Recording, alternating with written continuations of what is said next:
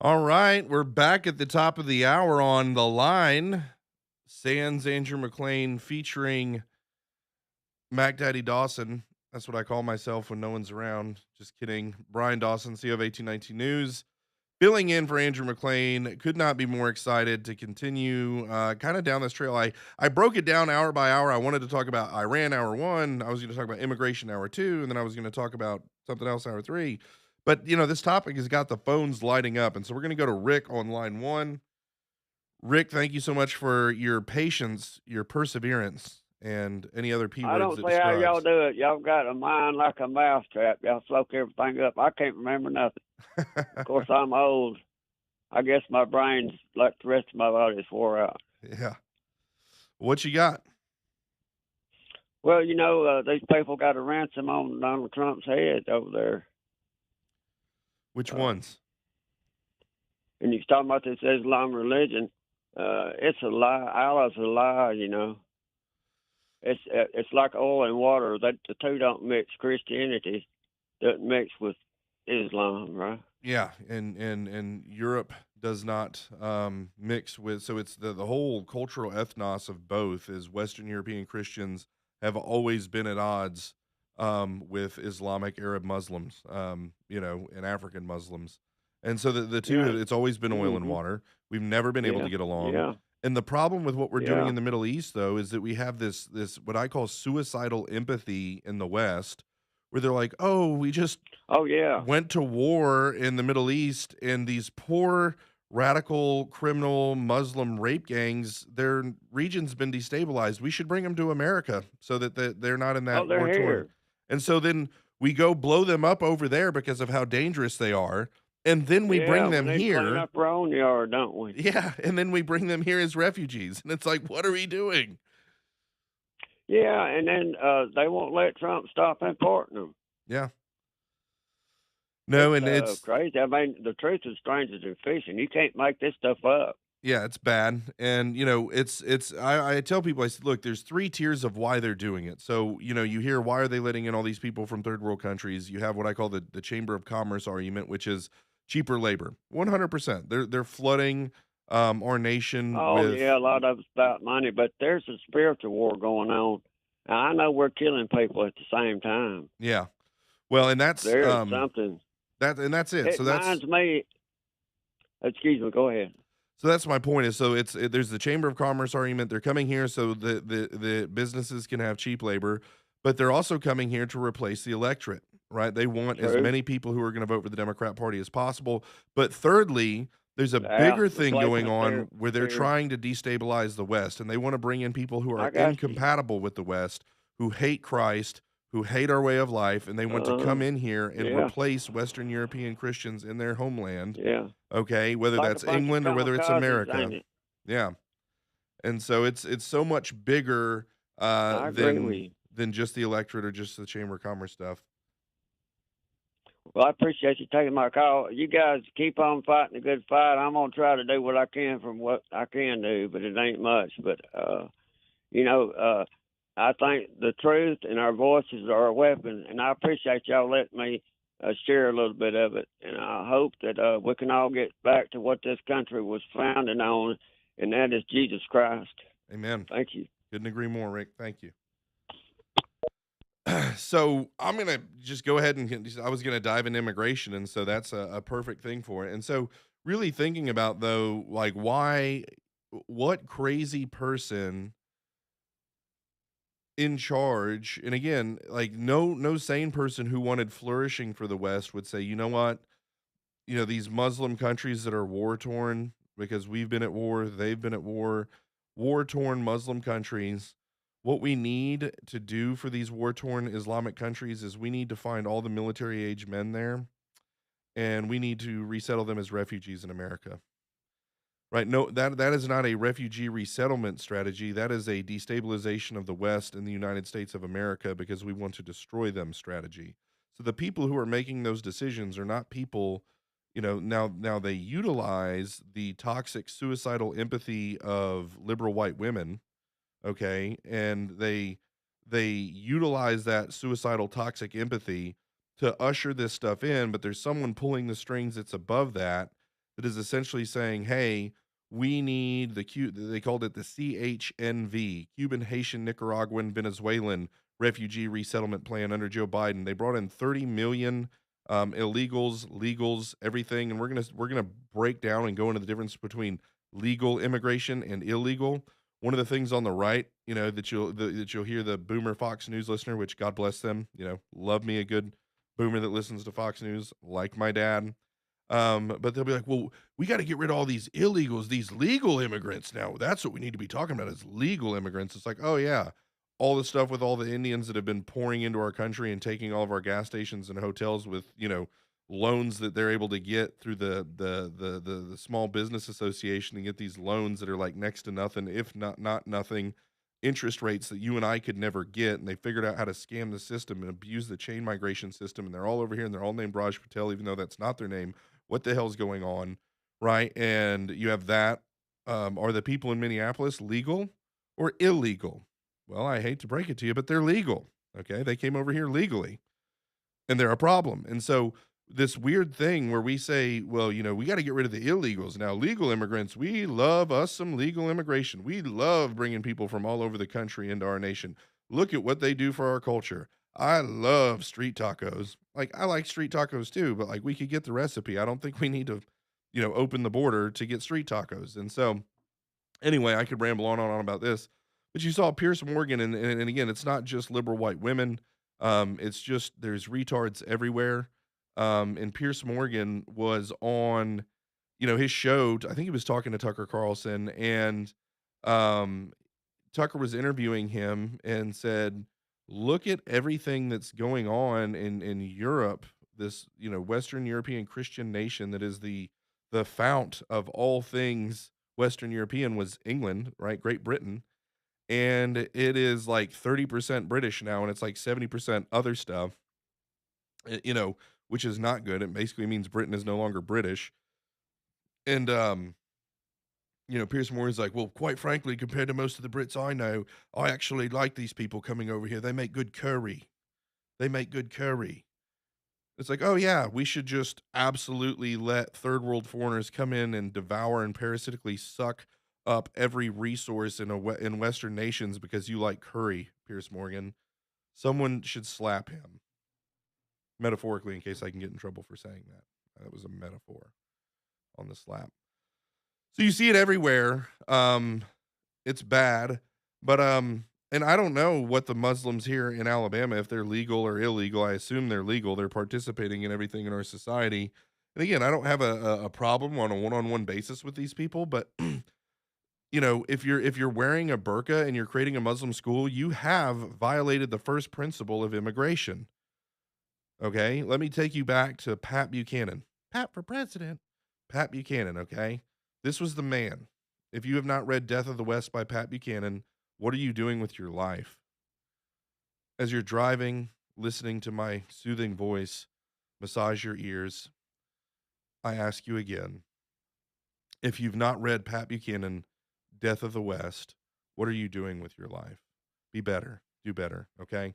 Get that book, read it. But um, immigration without assimilation is invasion. Say it again. Immigration without assimilation is invasion. Meditate on that, okay? That is what we need to be thinking about. And so if someone comes over here from an Islamic country and they want to continue wearing a burqa and worshiping a God that is not the Christian God, and they want to continue teaching Sharia law in the Quran, and living the way that they want to live, that is not the way that our immigration system was based. Okay, pre Hart Celler Act. You hear Congressman Andy Ogles is talking a lot about this right now, and he's he's hammering this in a way that I never knew that someone in elected office could talk about this. But pre 1965 Hart-Celler Act, the only people that we took were people from other Western nations, or it was people who could easily assimilate to a Western way of life, which is Christianity, speaks English or can speak English. They can live in harmony with the way that our nation is. And so after the Hart-Celler Act, they started having all these other metrics for what they looked for in immigrants, and assimilation basically was left in the dust. And so people are able to come over here and do this. And so people would say, well, Brian, you can't force your religion on other people. It's like, I'm not trying to force my religion on anybody. My point is, this is a Western European Christian nation. That's what we are. Okay. You can argue this, you can argue that, whatever. The founding stock of this nation was Western European Christians. Okay. Just what it was, what it is. And that was the ethnos, the culture of our nation. And the heritage Americans were that, and then also the slaves that were eventually freed. This is what makes up the founding stock of our nation. Is that's it, okay? And so when you start bringing in people who worship foreign gods, whether it be Hindus, whether it be Muslims, whether it be whatever that's not Christian that comes over here, and we say, well, the Constitution guarantees freedom of religion. And it's like, "Oh, yeah. I think I remember reading that history book when the founders that fought, bled, and died to secure these liberties for themselves and their posterity, they were like, what we need to do is make sure that we can have Pakistani rape gangs over here. That is what religious freedom means." No, it doesn't, okay? Religious freedom was never guaranteed for anyone outside of the Christian faith. Religious freedom was for, for you to be Baptist or to be Congregationalist, for you to be Presbyterian, okay? It was never about like being Hindu or Muslim. That was not religious freedom. That was never the point, okay? But we've so misinterpreted the Constitution to where we started giving people constitutional rights and freedoms that our founders never meant to give them, and then you end up with where we are now. So, okay, all that being said, I've talked my way into another break. We're off on a tangent about immigration, which is always a good time. And it ties directly into what we're dealing with in Iran because it's the Islamification of the West. If we're fighting them over there, somehow they always find themselves over here. We're going to continue this conversation on the other side of the break. This is The Line. I'm Brian Dawson. We'll be back. Talk 99.5.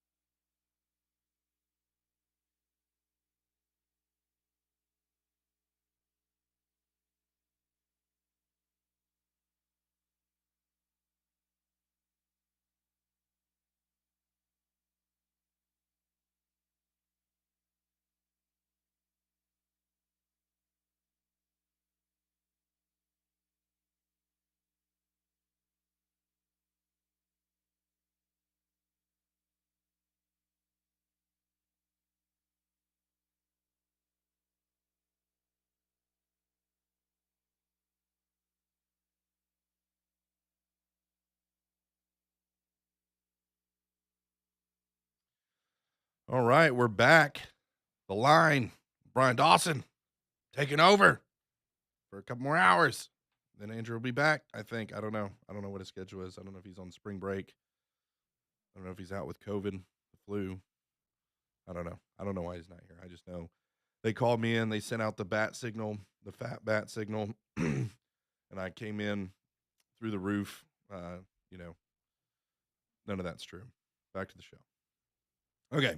So I was ranting and rambling about immigration and such. So I want to get into something that specifically happened to me, though. And so, and it goes into the point that anytime you have someone that's outside of the standard founding stock culture of a nation, what you end up having is people who come in here who will create um, ethnocentric basically advocacy organizations that focus on getting our government to give them special representation, and that's where you get the SBA loans that Indians take advantage of to be able to get, whatever rates on their interest rates that I don't have access to buy a gas station or to buy a hotel or whatever.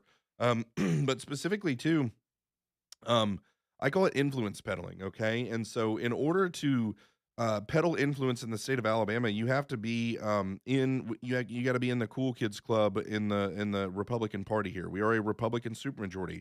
That does not mean that we're conservative. It just means that you have to pretend to be Republican to win, okay? I'm sure everybody has talked about that at length on the station over and over. So no surprise to you. But the power in this state exists in the Republican Party, and so if you want power, you have to pretend to be Republican, right? So the Alabama Education Association, which is the state level affiliate to the National Education Association, which is a communist, Marxist, godless, Christ-hating organization that wants to steal your children and do God knows what to them. Okay, that's the National Education Association. The state level affiliate is the Alabama Education Association, a historically Democrat, teachers union that ran this state under Paul Hubbard for decades. Okay, and in 2010, that was basically broken up. It was made to where teachers had to be able to, they had to actually fill out a check and send it into the AEA to pay their dues if it had to do with political advocacy rather than it just being auto draft. And so that kind of, it appeared to kill the Alabama Education Association.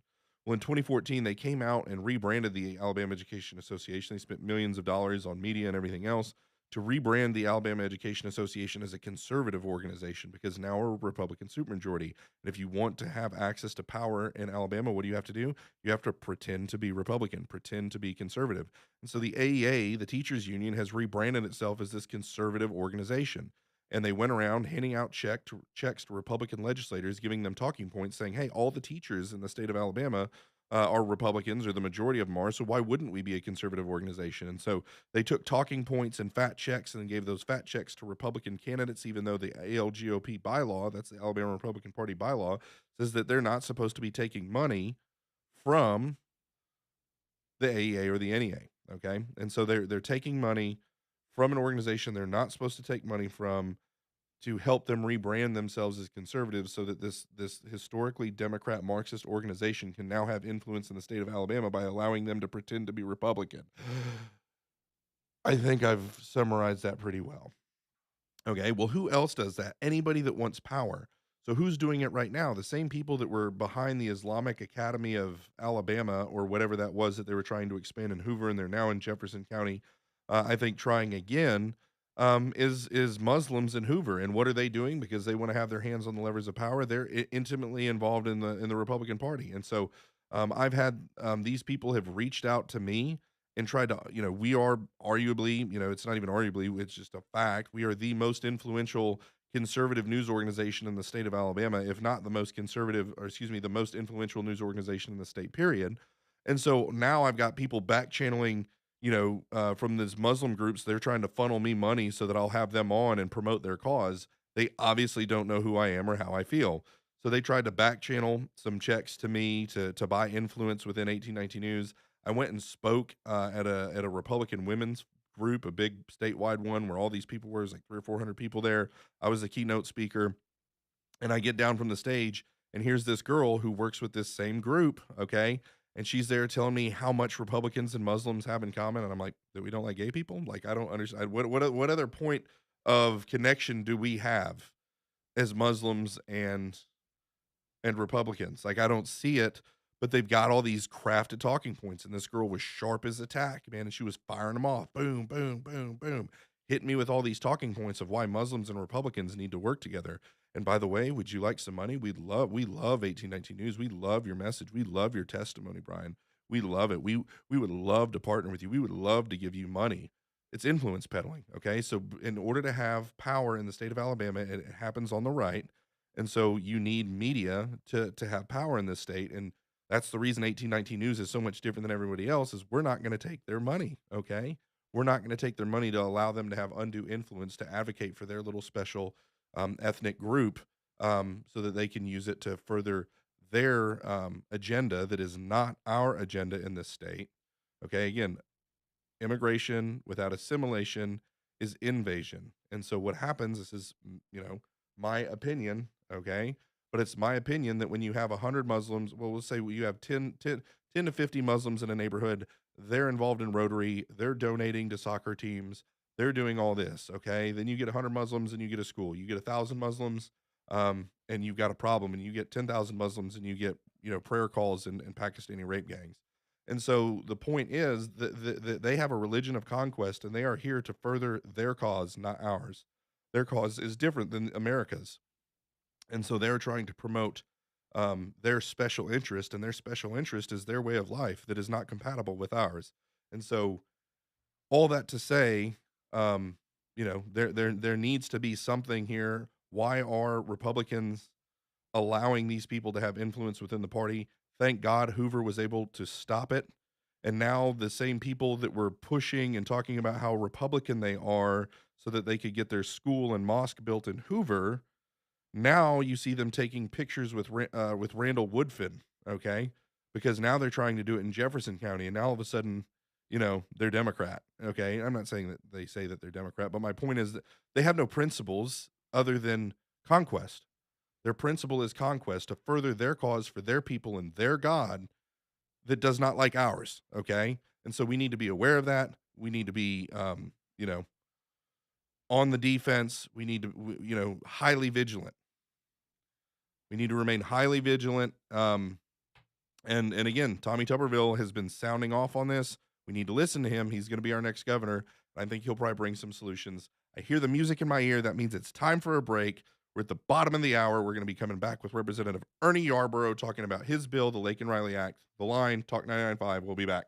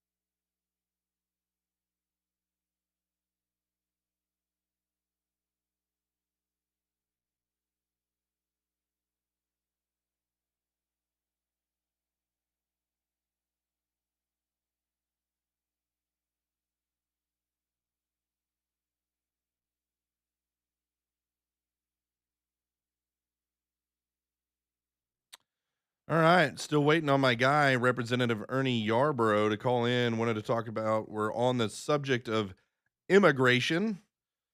Immigration without assimilation is invasion. He has a bill, the Lake and Riley Act, that is moved through the House. He's also the one whose name is on the closed primary bill.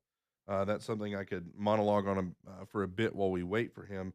Well, I'm actually just going to go get John. John's been on the line waiting for a little bit. We'll see what John has to say. John, you're on the air, sir. Go ahead. Hey man, I'm not good on the air. Yeah.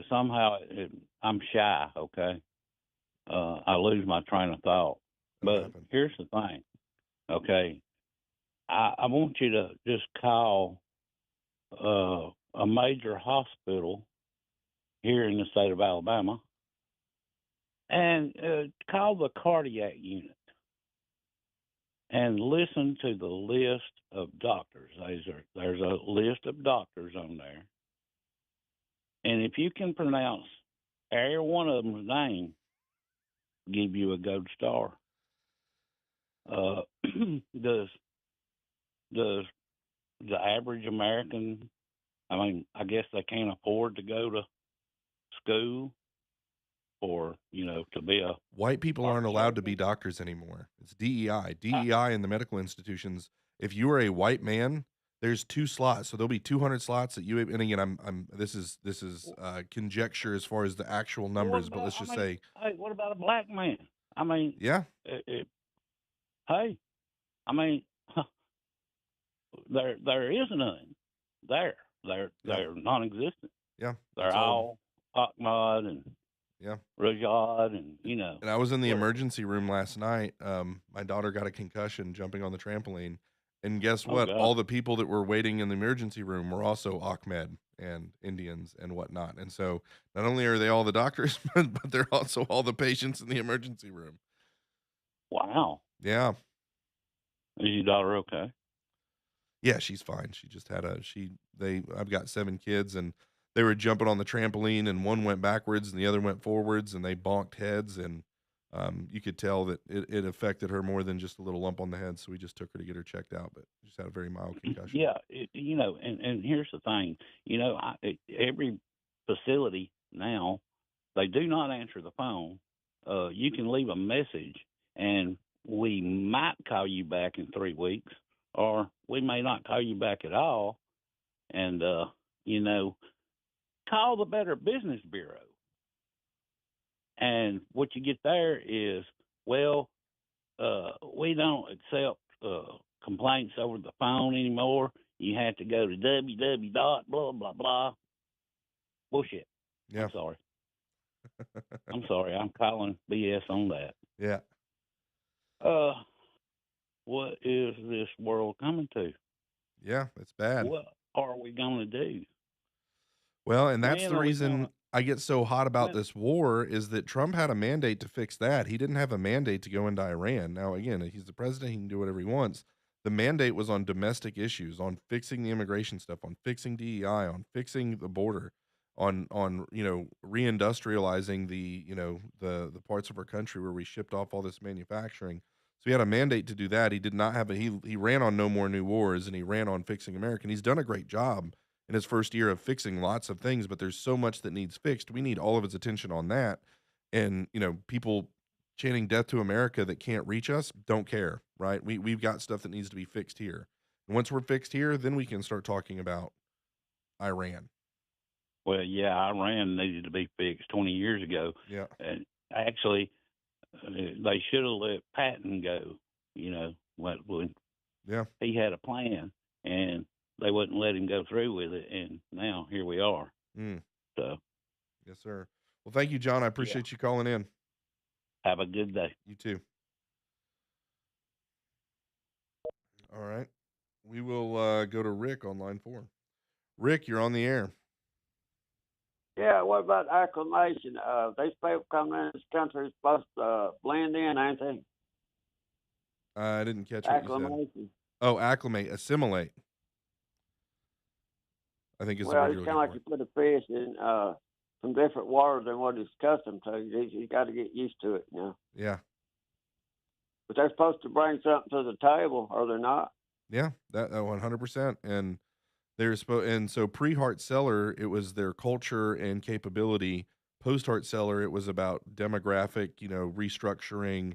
And even with Hart Celler, they were supposed to, we need a rocket scientist, we need a doctor or Add whatever, that but that went something by the that made. wayside. I'm sorry, I didn't hear what you said. So What made pre-Hart the Celler, country which was the dry Immigration out? Act of 1965, it was more about an overall culture and ability to assimilate was the primary focus for immigration. Post-Hart Celler, they introduced Hart Celler to say, well, if we need more doctors or if we need more rocket scientists or whatever, but that went by the wayside real Right, quick, and they just started dumping as many people from the third right, world as possible. right. Yep. But they should bring something to the table, and it should be both born of U.S. citizens, according to the original Constitution. Now they want to make out like the Constitution is something that changes with time, but it don't. Yeah. They changed the Constitution, right?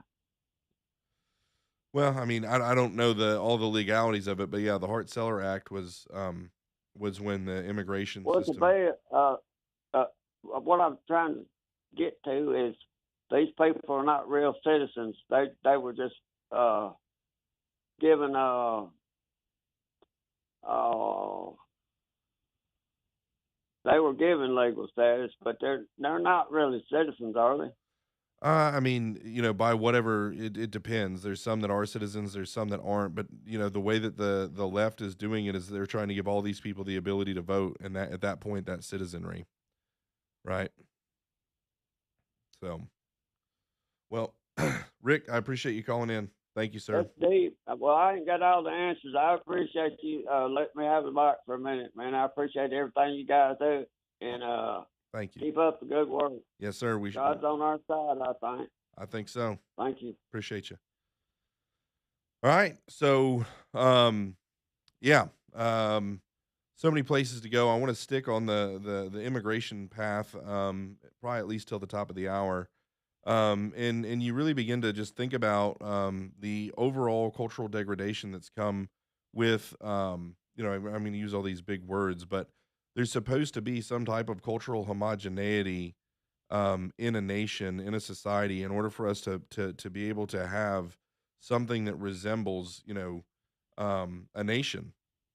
And we've been fed lies like diversity is our strength.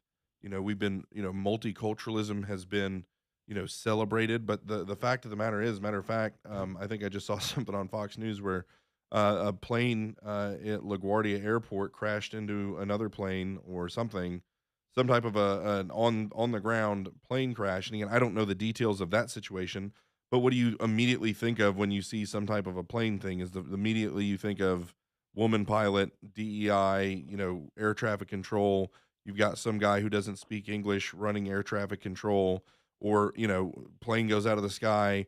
What is the mechanic? Right? It's probably some person who got that job based off of affirmative action, DEI, rather than merit. Okay, and so you see this across the board. You see it ripping our society apart and tearing things apart. I guess I'm conflating two things, basically having a meritocracy, which is merit-based hiring practices rather than diversity, equity, and inclusion governing who we hire and why. But it all goes into that. And so when you start introducing people um, to the country that are from countries that are not assimilable, it's not easy for them to assimilate, and then you have to find jobs, and then you have this DEI culture where it's like, well, what we actually need is a one-legged woman from the Punjab that identifies as a trans lesbian. We need to put her in that job because we have to have so many one-legged, trans lesbians from the Punjab in order to maintain our DEI quota. Rather than saying like, we need air traffic controllers who are excellent at their job and we don't care what they look like. How about that? Okay. We need pilots that are great at their job. We don't care if they're male or female. We want them to be excellent at their job. Like if we're trying to fill quotas on who should be flying a plane with hundreds of souls on board, it shouldn't surprise us um, when we're filling based off of racial and gender and ethnic and all these are quotas rather than excellence and merit. When you see planes falling out of the sky, whether it's the pilots, whether it's air traffic control, whether it's the mechanics, whether it's any of them, These decisions need to be based on merit. Otherwise, you get what we have now. And so, with that, we're going to hit another break. This is The Line. I am Brian Dawson, CEO of 1819 News. Make sure you're going to 1819news.com. Sign up for the email. If you don't get that, it's our daily email that goes out Monday through Saturday at 5:45 a.m. with all the news you need, the opinions that matter, and podcasts that we produced in the last 24 hours. Go there, sign up for that. It just says subscribe. It's free, doesn't cost you anything. And then you can also support us financially if you like the work we're doing, want to see more from us. We are citizen supported. We run off of donations from Alabamians, not massive ad buys from corporations that want to moderate our content. That's what makes us different. It's why we're allowed and able to do what we do, is because of our financial model that depends on you. So please subscribe to the newsletter, join, become a member, $5 a month, $10 a month, $1,000 a month, whatever you want to do. Go do that today, and we'll be back.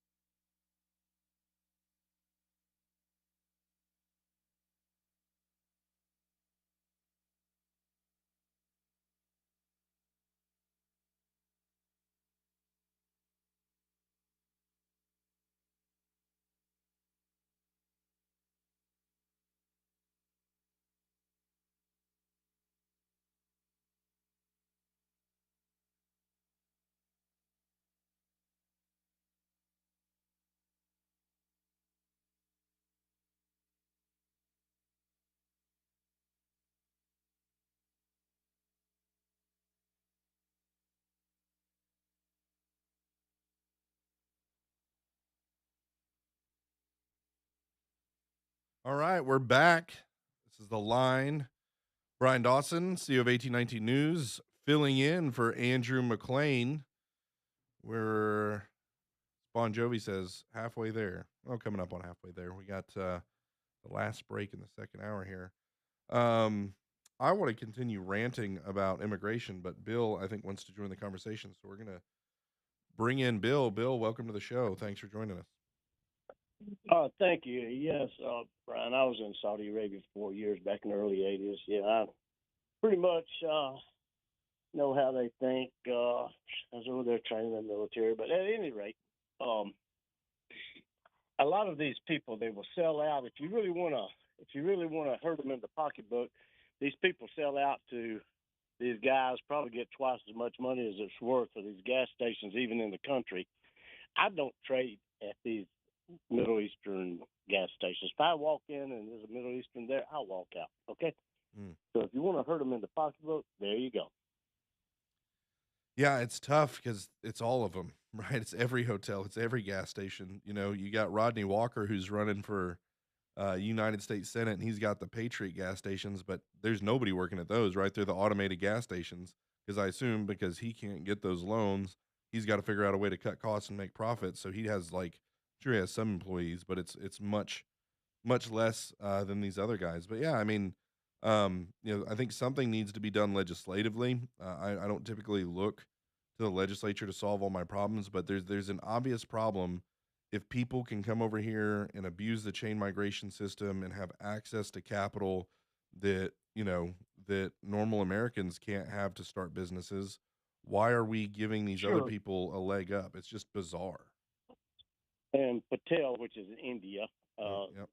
they own a lot of gas stations nationwide. I mean, the Patel family is big in more than just gas stations. They're big in a lot of other things as well. But especially the Democrats, but there's Republicans as well. They have sold our country out. That's what they've done. Okay, allowing anyone and everyone to immigrate, and like in England or Europe, they've allowed thousands of the people coming in. You talk about the Pakistani rape gangs; they are very active in England. You'd never think that, would you? Yeah, it's crazy. Okay, Yeah. thank you. Appreciate it. Yeah, thank you. Thanks, Bill. So, so Bill is talking about the prominence of the Patel family. Well, I don't think it is a Patel family. I think they're all named something else, and the way they get over here is cheating the chain migration system, and they all use the name Raj Patel. Maybe there is just that many Raj Patels. Maybe that's Bill Smith of India, but I do think there's something there that's happening with the abuse of the chain migration system, anchor babies. It's just basically scam central. And so and again, this goes back to an ethnocentric focus on things rather than being focused on the country. Why? Let me define what I mean by that is Indians come over here and try and make it to where Indians have more advantages and Indians make more money. They're not concerned with America and the country doing well. They're concerned with the Patels doing well. Okay, like that's what they're over here to do. And then they create this massive, powerful lobbying arms that lobby our state government and our federal government to do what?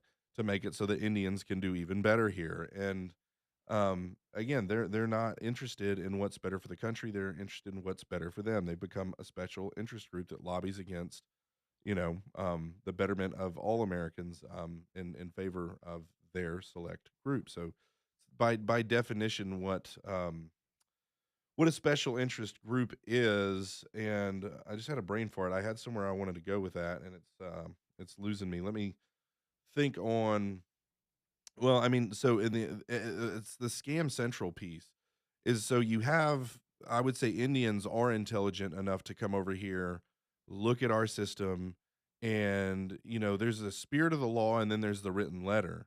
Okay. And in America, we were a high trust society and we understood that the laws were made for a reason. And so we abided by the laws and the spirit of the law as well as the letter of the law because we knew why the law was made. But when you have people who are coming over here just to scam the socks off of our country, they're going to find every jot and tittle that's not exactly correct, and they're going to push and lean and do everything so that they can take advantage of the system to profit themselves.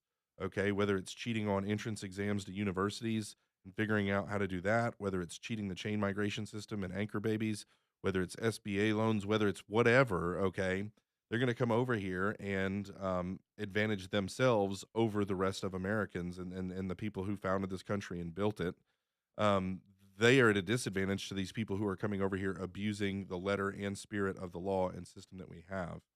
But then you have what happened in Minneapolis, and so you have these people who come over here from Somalia, and Barack Hussein Obama um, took all of them and placed them in one area, and that area was in Minneapolis, St. Paul area in Minnesota, which is probably they call it the high trust. And so that culture of the people who settled Minneapolis, their founding stock there, their their heritage is a very high trust society. Like, don't have to lock your doors, don't have to lock your cars. It's a very high trust society. And again, you get into letter of the law versus spirit of the law. They're obeying both, okay? And they understand those things. And so the thought of taking advantage of the system or breaking the law or whatever is like foreign to them because they're a high trust society. Well, then you take people who are from the lowest trust society in the world. Somalia and Haiti would be the lowest trust, okay? And you take people from Somalia and you put tons of them into this high trust space, and then you give there's no way these people with like a 68 IQ, which is Somalians, went in and figured out how to defraud the Minnesota government to the tune of $4 billion and to create quality learning centers. They didn't know how to do that. They had help. And so Tim Walz and Keith Ellison and the Democrats, once they saw them there, they showed them how to defraud the government with their status and got a piece of it.